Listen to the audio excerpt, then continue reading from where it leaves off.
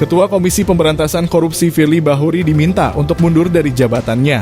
Hal ini disampaikan Ketua Indonesia Memanggil 57 Plus Institute, Praswad Nugraha, menyusul ditetapkannya Firly sebagai tersangka dugaan pemerasan terhadap ex-Menteri Pertanian Syahrul Yassin Limpo.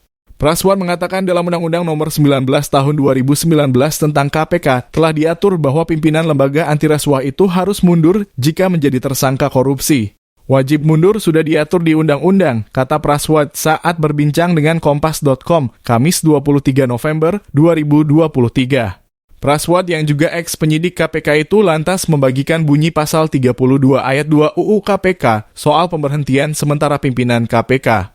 Pasal tersebut berbunyi dalam hal pimpinan Komisi Pemberantasan Korupsi menjadi tersangka tindak pidana kejahatan diberhentikan sementara dari jabatannya. Di sisi lain, Praswad juga menilai bahwa Firly Bahuri tidak pantas memimpin lembaga anti rasuah dengan status hukum sebagai tersangka korupsi tersebut. Pelaku pidana tidak pantas memimpin lembaga penegak hukum. Koruptor tidak boleh memimpin pejuang pemberantas korupsi, ujarnya. Diketahui status tersangka Firly ditetapkan dan diumumkan setelah penyidik Polda Metro Jaya melakukan expose atau gelar perkara.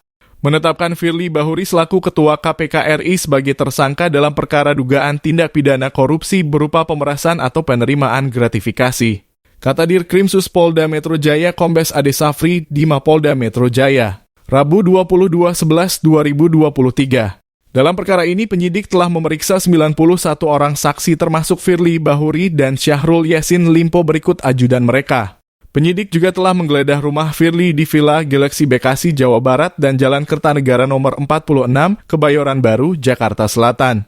Dugaan pemerasan terhadap Syahrul Yassin Limpo tersebut terkait penanganan perkara dugaan korupsi di Kementerian Pertanian.